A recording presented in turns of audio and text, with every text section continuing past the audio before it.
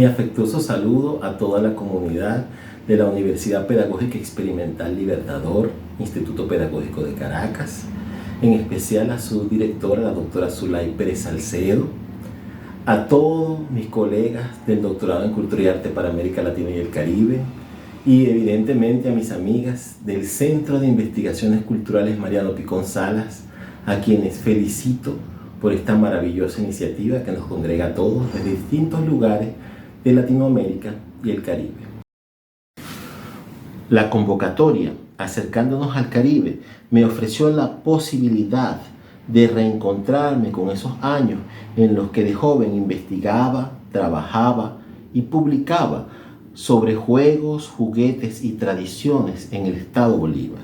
Les hablo de la década de los 90 y hasta la primera década del nuevo milenio. Para el año 2006, cuando vivía en el estado de Nueva Esparta, me sentí atraído por indagar sobre esas tradiciones lúdicas de la isla de Margarita. De allí que, apoyándome en una muestra intencional distribuida en los municipios Arismendi, Gómez y Marcano, con educadores oriundos de la zona y mayores de 60 años para el momento, logré registrar varios testimonios valiosos que resguardé en el blogger Los Sonidos del Viento, y que en esta oportunidad tomo uno de ellos para presentar mi análisis. Antes de adentrarme en el mundo de los juegos, considero de suma importancia presentar una cita de Fedor Echeneguzia y Pérez de 1989, donde plantean: el juego es tan antiguo como los juguetes, pues no debemos olvidar que estos últimos son los instrumentos para hacer real la actividad lúdica.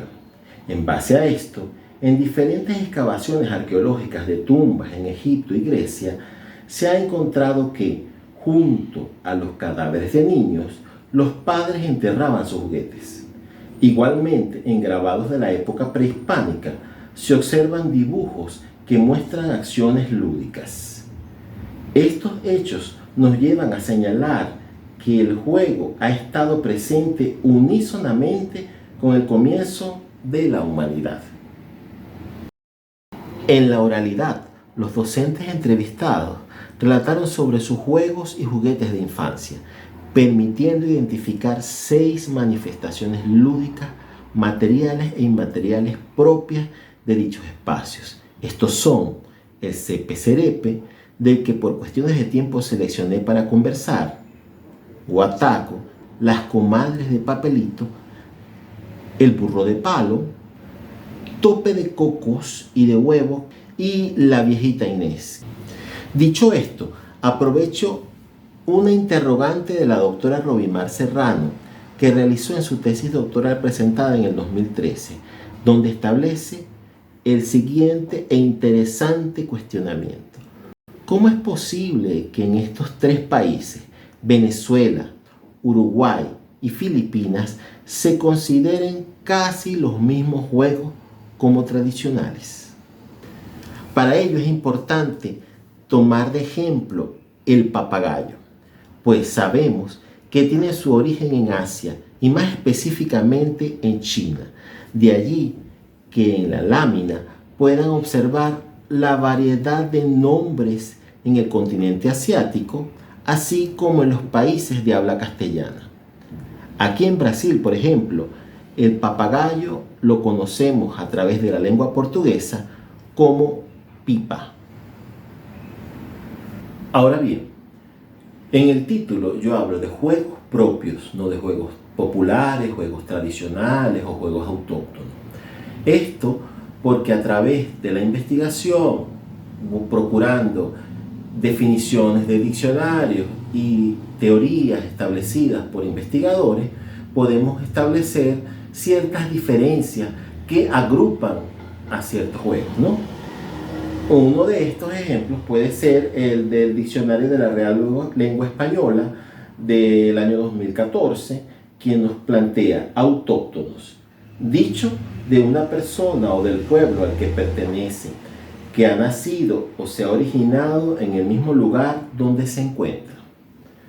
Cuando vamos a buscar la definición de popular, yo aprovecho los estudios de Eric Hobsbawm de 1997, cuando investiga sobre lo que es la cultura de masas, ¿no?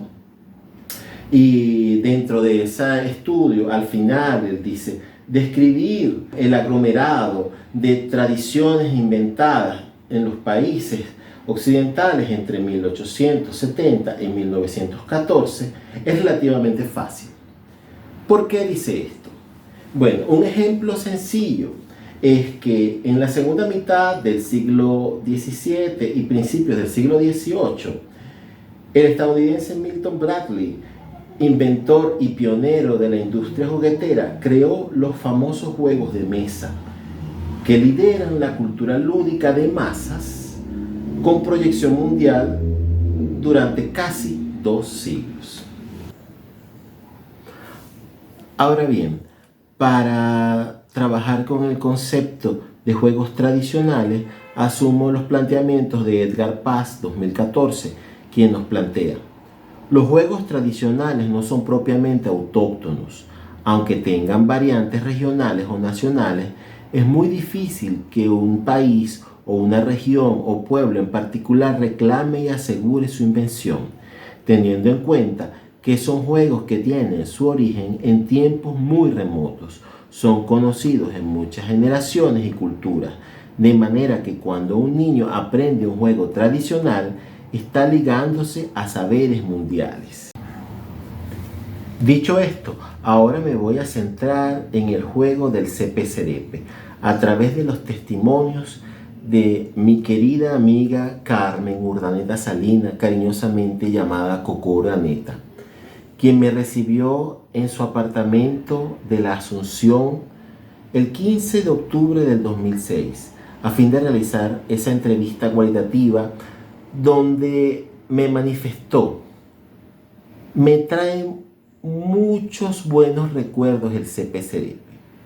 Este es un juego margariteño, derivado de la ronda, con el que muchas veces se le confunde, hasta el punto de que la escultura del artista isleño Francisco Narváez, ubicada hace muchos años cerca del Hotel Bellavista y que en la actualidad está frente a la iglesia San Nicolás de Bari, se conocía con el nombre del cepe-cerepe y actualmente se le conoce con el nombre de la ronda.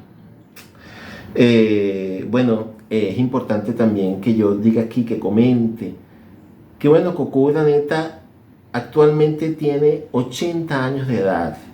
Un personaje para mí importantísimo, maravilloso, del que aprendí muchísimo durante esa década que viví en la isla de Margarita.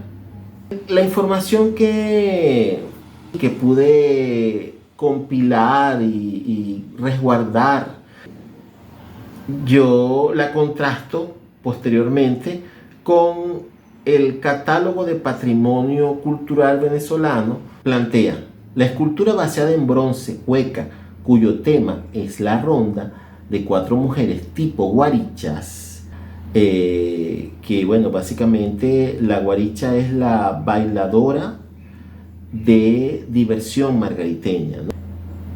Y después resalto en amarillo: esta obra representa un baile tradicional margariteño llamado cepe-cerepe, en el cual los niños daban vueltas y se mareaban pronunciando esta palabra. Más allá de este análisis, también creo que es importante hablar un poco sobre la visión iconográfica, ¿no?, que representan estas 4 señoritas de cabellos largos. 3 tienen el cabello trenzado, una tiene un moño, o sea, el cabello recogido. Solo visten faldas, están en círculos, con los senos al desnudo, y las conectamos con manifestaciones llegadas de Europa. ¿Por qué no con la más tradicional y común manifestación de todos nuestros pueblos indígenas, que es hacer ruedas, expresarse, expresar ideas, expresar manifestaciones, expresar espiritualidad, expresar danzas y expresar juegos. Digamos que yo me atrevería a decir que el trabajo de este escultor es un trabajo nativista que mayormente busca mostrar en esas siluetas de la feminidad al indígena, a la mujer afrovenezolana, a la criolla también, pero creo que la mayoría de sus trabajos están enfocados hacia lo que son las culturas ancestrales, siempre procurando generar un lenguaje identitario de fuerte arraigo con la ancestralidad originaria. Bueno, eso es lo que considero. Ahora bien, retornándonos a lo que son los planteamientos de Coco Urdaneta, ¿no? Allí ella nos plantea que el juego consistía en varias personas que se tomaban de la mano y giraban al compás de la estrofa El Sepe Serepe de Antonio José, y por allí sigue, ¿no? Después nos plantea: la diferencia con la ronda consistía en que las integrantes iban saliendo del mismo, o sea, del juego, a consecuencia del mareo causado por los giros del juego, hasta que quedaba solo una pareja, que giraban a un ritmo vertiginoso hasta que una de las dos se soltaba, y la mayoría de las veces, debido a la velocidad, caía a tierra. O sea que era un juego que no era este juego de las señoritas delicadas que tenían que estar vestiditas y limpiecitas porque eran las hijas de los españoles. No, era un juego de pueblo. Niñas que no le tenían miedo a la tierra, que no le tenían miedo a ensuciarse, que no le tenían miedo a ese contacto con la naturaleza.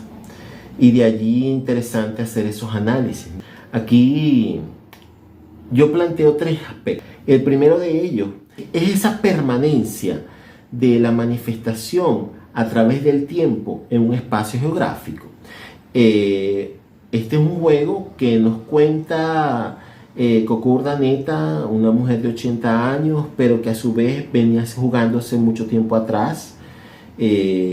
Otro juego que no hablo hoy en el video, pero que está dentro del el texto que va a estar en los anales del evento. También es ella habla de las comadres de papelito, pero ella dice que yo me enteré de ese juego por mi papá. Fíjense, o sea, que ya el padre y venía practicando el juego y quién sabe cuántas generaciones, ¿no? Otro elemento del que me valgo para hablar de que es propio son esas expresiones singulares que denotan la diferencialidad. Esa velocidad, esa escultura con los senos al desnudo, contacto con el ambiente sin miedo a la tierra. Digamos que pudiésemos hablar incluso de esa osadía, ¿no? Porque bueno, en la actualidad nos han acostumbrado a un miedo, a lastimarnos, que nuestros antepasados no lo tenían, que definitivamente eran mucho más aguerridos que nosotros. Y otro elemento también que considero sumamente importante, que es la vinculación sociocultural a través de la oralidad identitaria. Sepe serepe, una palabra, una expresión, una frase poco conocida, no ubicada en cualquier otra región de nuestro país. Lo mismo sucede con con guataco o burro de palo. Son expresiones que definitivamente hacen una singularidad en estos juegos de Nueva Esparta. Bien, a modo de cierre por el tiempo, me atrevo a decir que los juegos propios de la isla de Margarita representan la esencia de las memorias lúdicas de la ancestralidad guayquerí, intervenida por las prácticas de los primeros colonizadores y el castellano impuesto, que aún es aprovechado institucionalmente para invisibilizar las formas más comunes de manifestación de nuestros pueblos indígenas, como lo son las múltiples actividades realizadas en círculo. Y allí coloco una ilustración de las muchísimas que hay. Esta es del siglo XVI, pero que, bueno, considero que también es importante hacer un poco de reflexión sobre esto. Muchísimas gracias, un gran abrazo y mil bendiciones.